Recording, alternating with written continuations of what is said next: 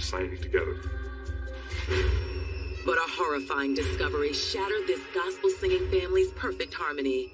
This story is so unbelievable that people think that this can't be the truth. There was a shock and horror that such a thing would happen. When investigators pry open this case, they uncover a crime of unspeakable depravity and the story of one God-fearing family's descent into pure evil. Is this like a movie or something? Who does that? How could that happen?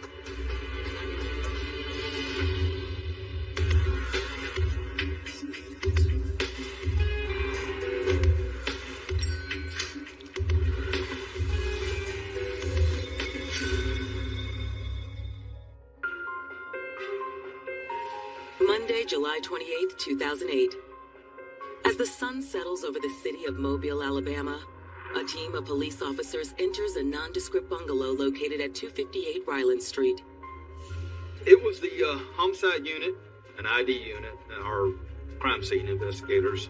I had one other child advocacy detective that was with us.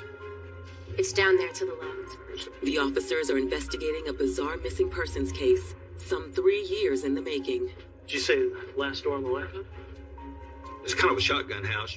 All the rooms are kind of off of one main hallway. At the end of the hallway, there's an unlocked door, but officers can only partially open it. Something's blocking that door. Door on the left? It's kind of a shotgun house. All the rooms are kind of off of one main hallway. At the end of the hallway, there's an unlocked door, but officers can only partially open it. Something's blocking that door. Stinks in here.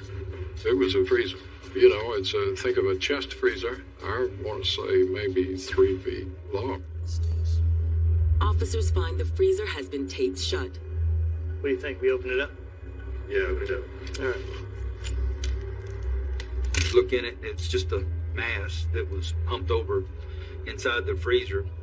Officers shine a flashlight inside. I'll never forget looking into the freezer. Everybody was shocked at what we found. How did this body get here? In my mind, I'm thinking, oh man, what do we do next? To answer those questions, investigators will have to dig deep into the personal lives of two of Mobile's most God-fearing residents, Arletha and Anthony Hopkins.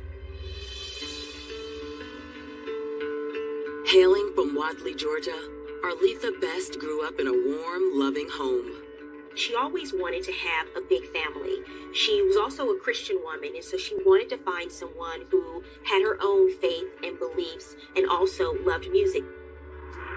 But by her mid-20s, Arletha found herself divorced and raising 2 young children on her own.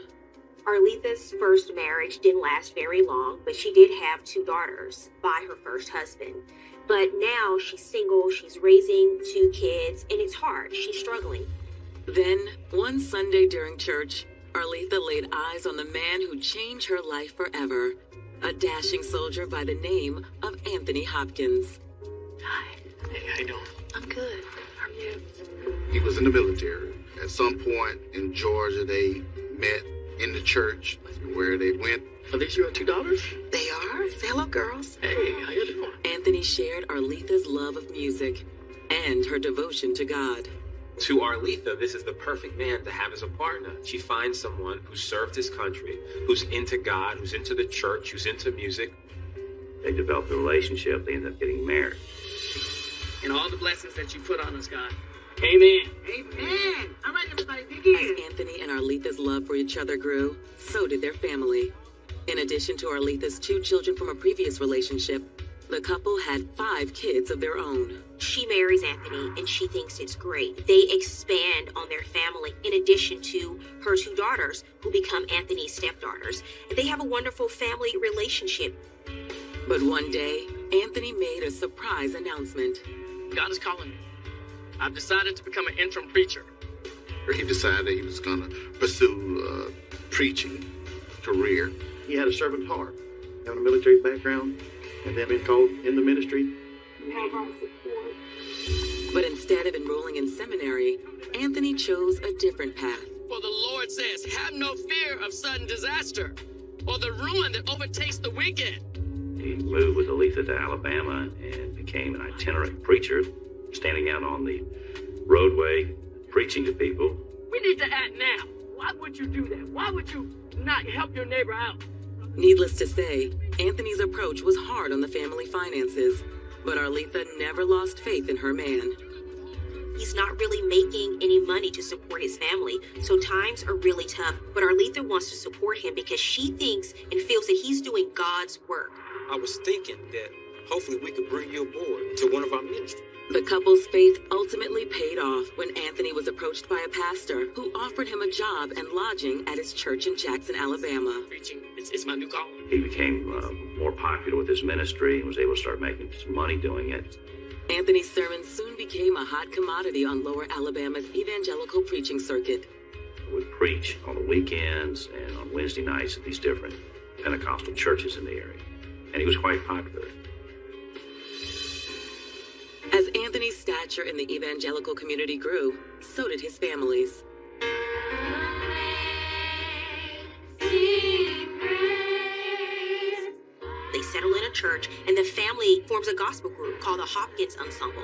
And they also travel and sing together while Anthony continues to preach. They would go sing in churches, and all the kids played instruments. And very musically oriented, very, very popular group. And in 2004, Anthony and Arletha were blessed with more good news. And all of a sudden, 10 years into their marriage, they find out they're pregnant again with their 8th child. But that's when tragedy struck. One Sunday, a tearful Anthony took to the pulpit at a local church and made a gut-wrenching announcement. Brothers and sisters, today with great sadness, I have to report to you, Arletha has died. When she gave birth, they went to Georgia. She died giving birth to that younger son, and he just buried her there in Georgia, where her family was. But I ask you to pray for our family. People were absolutely devastated. Arletha had become such a beloved member of the church community. But the loss of their matriarch wouldn't be the last tragedy to befall the Hopkins family. A series of mysterious events is about to play out that reveals a dark family secret and unleashes a scandal of near-biblical proportions. Traveling minister Anthony Hopkins and his loving wife Arletha are living a blessed life. But shortly after the birth of their 8th child, Anthony makes a shocking announcement. Arletha has passed away. I ask for your comfort for my young daughters, for our family. She died in childbirth, and he explains to them that they took her back to Georgia to bury her. He's stuck with a house full of kids. You have to just pray and keep going. Anthony is confident that through his faith and the support of his family, he'll survive the loss of his beloved Arletha. It was a single father raising 8 kids on his own, and you see how talented they were, playing music and singing, and yet he was doing all this by himself, and everybody was amazed by it. Let's get those troops ready. Let's go. Thankfully, Anthony has help in the form of Arletha's oldest child. All right, did everybody eat? His stepdaughter, 16-year-old Chantel. Formation. Come on, get in the right formation. The oldest daughter steps into play of mother. She feeds the kids, she clothes them, she helps them with their schooling. She assumes that mother role. Fast forward 3 years. It's a brisk morning in the winter of 2008 when one of the Hopkins neighbors notices something strange. The oldest stepdaughter was out there and had no shoes on. What are you doing out here? Well, the neighbor started walking down the street and said, "What's wrong?" Are you okay? I got in a fight with my dad. She took her in. Tell me what's going on. What's wrong? At first, the now 19-year-old is hesitant to say what's wrong. But as she becomes more comfortable, Chantel explains she's upset with her father. This boy that I've been talking to called the house. Young man had found interest in her, and she was upset because her dad got on the phone and said something to that young man, which drove him away from her. Those things happen. The neighbor tells Chantel not to worry. That's when Chantel makes a startling confession. I'm pregnant. Oh, Chantel. What Chantel says next practically floors her neighbor. It's with my stepfather. This is crazy. This is just like unbelievable. I mean, she's just, no, this couldn't happen. No, this couldn't happen. Anthony Hopkins is a preacher. Psychologically, there's a whole lot, I think, much she'd have to go through, and this was a great big burden on her. And she didn't seem like she wanted to tell it all, but she just wanted to get a little something off her chest. Chantel, we've got to tell somebody. We've got to go to the police now. No, we can't tell anybody. And the daughter was like, well, I was always taught, if I say anything against my mother and my dad, God will curse me. We can't go against my mother and father. It's a sin. Okay, baby, we have got to let somebody know this. You got to tell somebody this story other than me. So they decided to talk to the daughter's pastor. Chantel's neighbor drives her to the church her family attends when her father isn't preaching. In the pastor's office, Chantel tells her story again. Only this time, she adds another, more horrific twist. And I know that he has started sexually abusing my sister. She felt that he was molesting her sister, the next to the oldest daughter, because of the way he would give her a certain look. Because he would give her that same look when he first started molesting her. But after listening to Chantel, the pastor rejects her story outright. I've known him for over 15 years. There's a demon working in you. To lash out against her stepfather. She did not want her dad to be controlled of a child like she had been controlled. But Chantel isn't done telling her story. And what happens next will ultimately lead investigators to the freezer in that house on Ryland Street. And a gruesome discovery. 3 years after Aletha Hopkins died during childbirth, the family she left behind seems to be thriving. But in July of 2008, a bizarre string of events calls into question everything people knew about Aletha's husband, Anthony, and their family. It starts when a 19-year-old young woman enters the office of police officer Michael Shavers. How about you start with your name? Chantel Hopkins. When she first came in and sat down, started talking to her, she was crying at first. Tears were coming to her eyes, and she was upset. Okay, Chantel. Tell me what's happening. Driving, he told her the story about Lot and his daughter, that they got him intoxicated and had sex with him, and more or less said, well, it's all right to have sex with your daughter because it's in the Bible. It's unclear. Did the oldest daughter go to her mom and say, Mom, I'm being abused? Did she conceal it from her mother? Apparently, Chantel's mother initially refused to believe the abuse was happening until she witnessed it with her own eyes. Aletha! What are you doing? Aletha, she's upset. That's my daughter! They was in this church bathroom, and she just happened to walk in. She saw him feeling on her. They got into this big fight and argument. Aletha, calm down. That's my daughter. I saw you touching my daughter. No, that's not what you saw. Anthony vowed he would never touch Chantel again. But Chantel claims it wasn't long before her stepdad broke that vow. The sex continued even though they were in counseling for it. It had slowed down for a period of time, but it still continued. Calm down, baby, calm down. It's a chilling story. But is it true? Corporal Shavers has his doubts. This can't be true. It's just too outrageous. Is she trying to get back at him? Is she trying to get him in trouble? Or is this crazy story really the truth? In order to determine if Chantel is telling the truth, Corporal Shavers asks her a few more questions, starting with her mother. We didn't know anything about Aletha other than she had died in 2004. So we're more or less closing up the interview. And I just asked her, I said, well, tell me what happened to your mother. And she tells him that my mom is dead. And her father killed her mom. He killed her? Mm-hmm. When? About 4 years ago. Oh. In a freezer in our house. Okay. Hold on just a second. The story sounds too bizarre to be true. So Corporal Shavers reaches out to homicide detective Kent Quenney. Yeah, what's up, Sergeant? This young lady says Her mother was killed by her father, and she's in the freezer. Say that again. My reaction like, this can't be real. Maybe she's exaggerating a little bit to make her story seem more real, but that's a little far-fetched. Of course, the story appears to be preposterous. This can't be. The abuse enough is something that would cause the police to be in disbelief, but a murder? After speaking with Chantel, Detective Quinney does a little digging and quickly finds a more logical explanation for Aletha Hopkins' death. Yes, Pastor Jones, Detective Quinney. I talked to several preachers. One of the pastors that I interviewed said that the wife died in Georgia giving birth. But there is one family friend who claims to have heard a much different account of what happened to Aletha. Because they want to question it. But bringing Pastor Anthony Hopkins to justice will prove trickier than investigators ever imagined.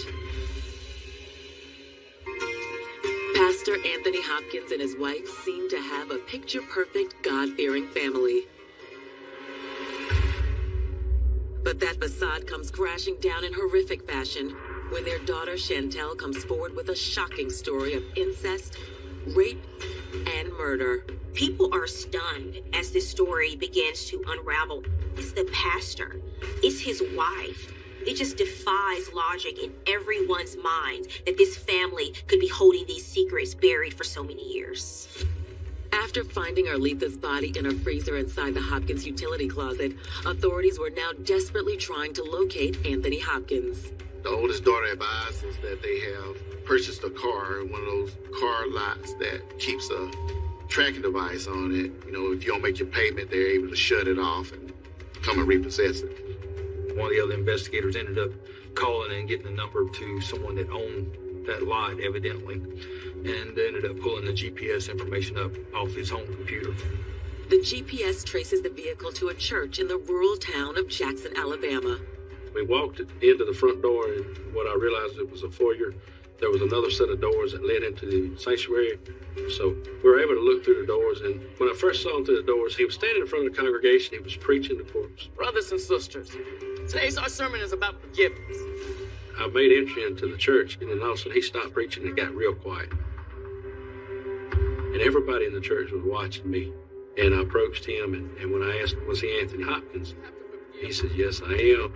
Immediately I put him down and put cuffs on him. Sir, what is this? Place your hands behind your back. What is this about? As I was patting him down, he was continuing to ask me, what was this about? What kind of travesty is this? The more he asked me, the more frustrated he got. After about the third or fourth time, I said, I guess it's got something to do with that body in the freezer. Put your hands behind What are your you back. talking about? I didn't do anything. I didn't do anything. Let me go. I didn't do anything. Officers transport Anthony to the Mobile Police Department, where detectives attempt to interview him. We were going to try to talk to him, but he had already lawyered up at that point in time. He had said that he didn't want to talk. Anthony's lack of cooperation is problematic for another reason. Despite finding Aletha's body inside a freezer in their home, investigators are having trouble piecing together evidence that fully supports Chantel's story. They could not prove that this was a murder case because of the state of the body. Too much time has passed away, and there's no proof that Anthony caused any intentional act to cause her death. Further complicating matters is the fact that Chantel's sister Tasha contradicts nearly everything about Chantel's story when police take her formal statement. She's pretty much in denial about everything, and she pretty much denies anything was going on between her and her father at that point in time. But just when it seems the case can't get any more convoluted, detectives uncover a crucial piece of evidence. They ended up doing a subsequent search of their bedroom. They found a diary that was written by the second oldest daughter. She wanted a closer relationship with God and wanted to have a better relationship with her father without having sex with him. That journal tells a different tale.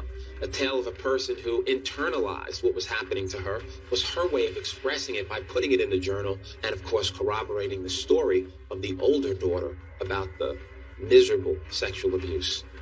But Tasha's journal isn't the only piece of evidence that bolsters Chantel's statement. The paternity test results are back. They confirm Pastor Anthony Hopkins is the father of Chantel's unborn baby.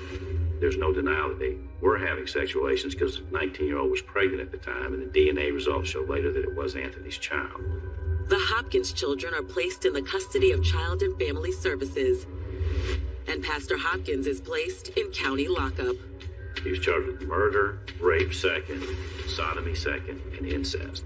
When we find out this happened in our community, man, it just devastated everybody. Him being in the ministry, or so-called being a Christian, makes this worse. On April 6, 2010, Pastor Hopkins' trial begins. Anthony Hopkins, using his vocation as a pastor, manipulated, planned, and controlled to rape Chantel. He didn't mind using the Bible and manipulating and mischaracterizing the Bible to even justify his relationship or his raping of his daughter. In addition, to murder his wife. The prosecutors, they were trying to make him out to be a monster. As for a motive for these heinous crimes, prosecutors argue this case boils down to one thing: control. He was their God. He was their provider, and he had total control of all their lives. They were brainwashed. They had no influences outside of what he told them. According to prosecutors, once Arletha discovered the dark truth about her husband, she threatened to turn him in. In response, Anthony decided to take her life. Arletha and Anthony had been fighting for quite some time over her daughter. And basically Arletha had walked in and caught Anthony Hopkins molesting her daughter. Perhaps she threatened to go to police, and, he shut her up. Call the cops, I'm gonna kill you. You ain't going nowhere. You have to go. Get out!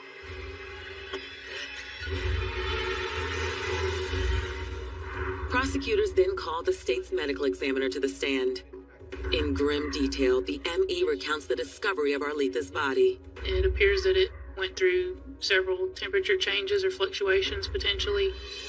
It may have thawed some and then refroze.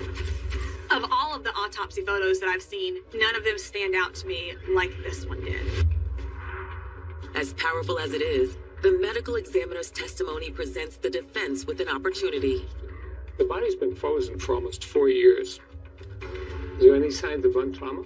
Not that we found. Why are you saying it's homicide? What about ligatures where there's, marks like looking at strangulation or something on the neck? Not that we were able to determine. I can't rule out that she died of natural causes. Having scored big in their cross-examination of the ME, the defense takes a gamble and calls Pastor Anthony Hopkins to the stand. So raise your right hand. My jaw dropped. In all the murder cases I've covered, I don't think there's another defendant here locally that's taken the stand. When he took the stand, everybody leaned forward. They wanted to hear what he had to say. But we had a packed courtroom and everybody started listening. After being sworn in, Pastor Hopkins tells the court how much he loved Arletha. Wow. Arletha was fantastic. She was my angel. I loved her. And how his faith allowed him to persevere even after his wife's tragic death. I would never hurt Arletha. He's a family man and the kids that love him. There's more to the story than what the DA is saying. Pastor Hopkins also informs the jury of something most folks didn't know about Arletha: her poor health. The lady was overweight, had diabetic problems, high blood sugar, high blood pressure, high cholesterol, did not take care of her diet, ate a lot of fried foods, and was sedentary a lot in her lifestyle. Well, what was the cause of her inexplicable death? It was her health. According to Pastor Hopkins, health problems claimed Arletha's life in December of 2004. He left, came back, and she was laying on the floor, and he tried to help her, and she was dead. He doesn't know what caused her to die. He doesn't know if it was a heart attack, blood pressure. But why the freezer? God told me that he wanted her near me, and I wanted her near me also. I couldn't stand to be without Arletha. I loved her. He said that if he had called 911, that the family would have been split apart. He said that for the good of the family, he had to just hide her. You're accused of rape as well. As for the rape charges, Pastor Hopkins admits to sleeping with his stepdaughter, Chantel. But he tells the jury their relationship didn't begin until Chantel was 16, the legal age of consent in the state of Alabama. I'm absolutely sure. I never raped anybody. He described a night that he said she essentially seduced him, is how he said it, happened. His wife had been dead for 2 to 3 years, and he hadn't been with a woman, and then his daughter walks in there in this chocolate negligee, and his emotions took over. One thing led to another. She came on to me. Folks in the court can't decide if the pastor's testimony is heartfelt or just plain disturbing. Either way, it appears to have sown the seeds of reasonable doubt with the jury. He manipulated this family for so long, he felt that he could manipulate the jury.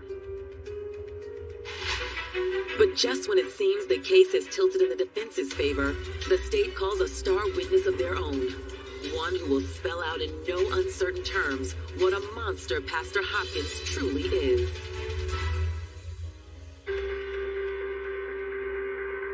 After Pastor Anthony Hopkins' gripping turn on the witness stand, it appears the momentum in his murder trial has swung toward the defense.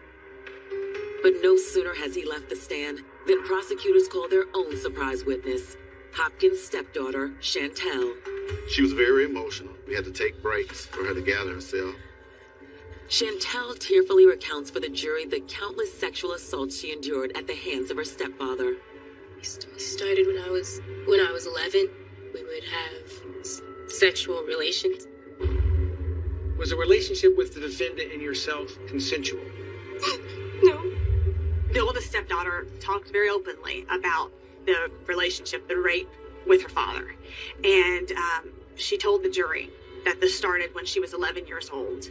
And she didn't hold back on any of those details. So, Chantel, shifting gears a little bit, how does this relate to your mother's demise, her murder? She found out what we were doing. She confronted him. Her testimony was so emotional that it had members in the jury crying. It just had everybody crying. And even the defense was crying. It got emotional, yes. It did. In the end, Chantel's testimony proves to be the deciding factor. On April 9th, 2010, the jury finds Pastor Anthony Hopkins guilty of murder, rape, sodomy, incest, and sexual abuse of a minor. Guilty on all counts. People were happy that justice was served. These kids could somehow put the pieces of their life back together and try to move on. The judge sentences the pastor to life in prison, plus 51 years. But even with Pastor Hopkins behind bars, the fallout from his heinous crimes continues to reverberate. Their mom is gone. Their dad's gone. Who will they believe? Will they be able to ever trust anybody? Since these were the closest people that they ever had. Perhaps the saddest fact of all is that Arletha's longing for a godly man, a soulmate to be with through all eternity, would one day cost her her life and ruin countless others. It defies human comprehension. It defies logic. It defies decency and humanity. And particularly when it comes from a person of God, it's just sad, it's stomach turning, and in fact, it's disgusting. People have